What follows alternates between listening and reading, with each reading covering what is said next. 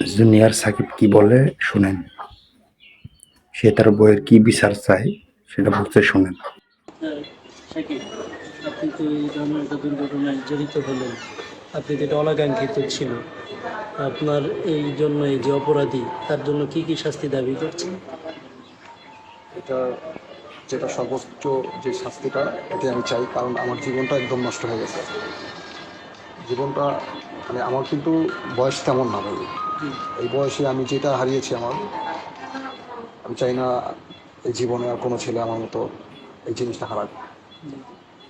তবে তারও বিচার দেখে যেন অন্য অন্য যত লেডি কিলার আছে সবাই যেন সৎ পথে চলে এবং ভালোভাবে থাকে, স্বামীর সাথে যেন ধর্মভদ্র ব্যবহার করে, আচরণ করে। স্বামীকে সম্মান আমি কথা বলতে পারতেছি না ভাই, আমার এখানে অপারেশন হয়েছে। এটার জন্য আর আমি চাচ্ছি যে বাংলাদেশের মানুষগুলো অনেক করতেছে আমার জন্য, আকুতি মিনতি করতেছে, হাহাকার করতেছে যে ছেলেটা নাটক দেখতাম আগে, ভালো একটা অ্যাক্টর ছিল, সে আজকে মানে হসপিটালের বেডে শুয়ে আছে। আর কিছুদিন আগে আপনি জানেন যে ভাই আমি বলছিলাম ইন্টারভিউতে যে আমার বেঁচে থাকাটা অনেক রিস্কের উপর আছে, মানে আমি বাঁচতে পারতেছি না। এই শিখা খান আমারে অনেকভাবে মানসিক টর্চার করছে, আর ওই দুই হাজব্যান্ডকে দিয়ে মার খাওয়াইছে। আমি যখন চলে আসি ওর কাছ থেকে, এগুলো কিন্তু আমি বলি না কারণ আমি নিজেরই একটা ইজ্জতের ব্যাপার, যে ঘরের কথা পরে কাছে কীভাবে বলবো। মেয়ে লোকরা কিন্তু বলে দিতে পারে না, কিন্তু ছেলেরা বলতে পারে না। এই জন্য একটু দিক চাপো, এই জন্য হচ্ছে আমি কারোর কাছে বলতাম, আমি চলে দিতাম একা একা। চলে যাওয়ার পর ও কী করতো, ও 1,00,000 টাকা দিব, 50,000 টাকা দেবো, এগুলো বইলা আমাকে ধরে আনতো।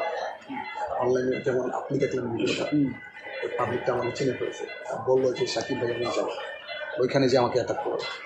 আমি সব দিক থেকে পুরুষ যে একটা নির্যাতিত একটা ব্যাপার যে আছে, সেই মানে আমাকে পুরুষ নির্যাতন প্রতিনিয়ত, আর হচ্ছে প্রতিদিন। এই যে দেখেন এই যে মাথা ফাটা, এই মাথাটা কিন্তু অর্জনে ফাটানো আছে, মানে আমি কাউকে বলতে পারতেছি না, বুক ফাটা চিৎকার কাউকে দেখাতে পারতেছি না, যার কারণে আপনাকে আমি যেটা বলি, আপনি এখন আইনি ব্যবস্থা কি নিচ্ছেন বলেন।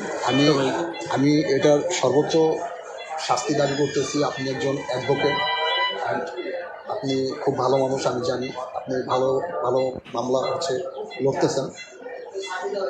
আমি চাই আমার মামলাটা সুস্থভাবে আপনি লড়ে যাবেন, এটার যেটা সঠিক বিচার। আপনি আশা করি যে কোনো টাকার কাছে বিক্রি হবেন না, অ্যান্ড হচ্ছে কাউকে ভয় পাবেন না, কারণ আইনজীবী কখনো ভয় পেলে সে আইনজীবী না। এটাই, কারণ আমার জীবন মরণের কিন্তু একটা ছিল, আমি যে বেঁচে থাকবো আমি ভাবতে পারি। আমি সবার উদ্দেশ্যে যেটা বলতে চাই, এই যে সাকিব মানুষকে বিনোদন দেয়, সবাই বিনোদন পায় বলেই কিন্তু সবাই তার ভিডিওগুলো দেখে। আমার কথা হচ্ছে, একজন মানুষ যে কোনো অপরাধ করতে পারে, সেই অপরাধের জন্য সংশ্লিষ্ট আইনি বিচার হবে। যদি তার স্ত্রীর কাছে সে অপরাধী হয়ে থাকে, তাহলে তার স্ত্রী সেই সংশ্লিষ্ট আইনি আদালতে মামলা করবে, জুনিয়র সাকিবের বিচার হতো। কিন্তু সেই স্ত্রী এমন কি কারণ হলো যে একজন মানুষের অঙ্গহানি করলো, এটি ক্রিমিনাল অফেন্স, প্যানেল কোডের 326 এটা সেকশনকে ব্রেক করেছে। তাই আমরা এটা কোর্টে আমরা এটার জন্য লড়বো। সাকিবের পক্ষে সর্বোচ্চ শাস্তি আমরা আসামির পক্ষে আরও যারা যারা এই মামলায় জড়িত আছে, আমরা আদালতের মাধ্যমে সবাইকে এই মামলার আওতায় আনবো। কাউকে পার পাওয়ার কোনো সুযোগ নেই, কারণ বাংলাদেশের আইন এখন খুবই স্ট্রং। প্রতিটি অপরাধের স্পেসিফিক শাস্তি হবে, আদালত দিবে। বাংলাদেশের মানুষের আদালতের প্রতি সেই আস্থা এখনও রয়েছে। সেই আশাবাদ রেখেই আমি বলতে চাই, আপনারা সবাই ওর সাথে থাকুন। ওর যদি অপরাধ হয় সেই শাস্তি আদালতে হবে, তবে এখন যে ক্রিমিনাল অফেন্সটা ওর স্ত্রী করেছে সেটার সর্বোচ্চ শাস্তি এবং দৃষ্টান্তমূলক শাস্তি আর আপনারা আমরা বাংলাদেশের আদালত থেকে আশা করছি। আর আপনারা জানেন যে আমি কিন্তু ওর লিগ্যালভাবে কিন্তু আমার ওয়াইফ না, তার স্বামী থাকা সত্ত্বে সে আমাকে রাস্তায় কাজের বিষয় ডেকে এনে কিন্তু আমাকে ফিটিং দেন বিয়ে করছে, ওদের নিজস্ব কাজে দিয়ে। আগে স্বামীর যে কাজে দিয়ে সিগনেচার করছে না, কাবিন করছে, ওই কাজই কে ডেকে এনে মানে আমাকে মানে সই করেছে কাবিন নামে। অ্যান্ড হচ্ছে ওই হচ্ছে শাওন নামে যে ছেলেটা, শাওন 4-5-6 দিন আগেও আমাদের বাসায় এসে গেছে। একটা মেয়ে যদি একটা স্বামীকে ছেড়ে দেয়, ওই ছেলেটাকে আর জীবন ওর সামনে আসবে, আর সব জীবনে কথা বলবে। এটার মধ্যে ভাইয়া 5-6 জন লোক আছে, আমার জীবনটা নষ্ট করে না আমাকে মেরে ফেলার একটা প্ল্যানিং করছে, পরিকল্পিত। একদম পরিকল্পিতভাবে। যার কারণে আমাকে কিন্তু মানে অজ্ঞান করার মতো যেই মেডিসিনগুলো ইউজ করা লাগে ওই মেডিসিনগুলো ইউজ করে আমাকে অজ্ঞান করছে। কারণ আমার এটা যে কাটছে আমি আলাপ দিবে নেই। আর আমি যখন আলাপ পাইছি তখন দেখি আমার গেটের বাড়ির দরজা বাইরে দিয়ে লক করা, এটা হচ্ছে আমি যেন বাইরে দিতে না পারি। পরে থানার থেকে হচ্ছে ওইখানে একটা হসপিটালে গেছি নবীগঞ্জে।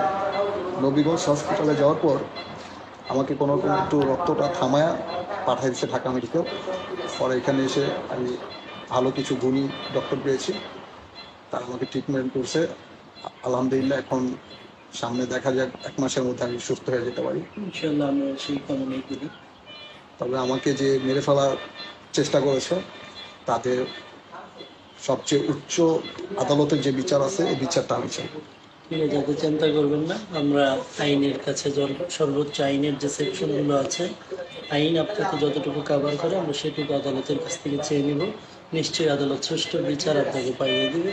আপনার ভরসা আছে তো আমাদের প্রতি? ইনশাআল্লাহ ভাই, আপনাকে আমি আগে থেকেই চিনি, যার কারণে আপনাকে দিয়ে আমি ভরসা পাচ্ছি।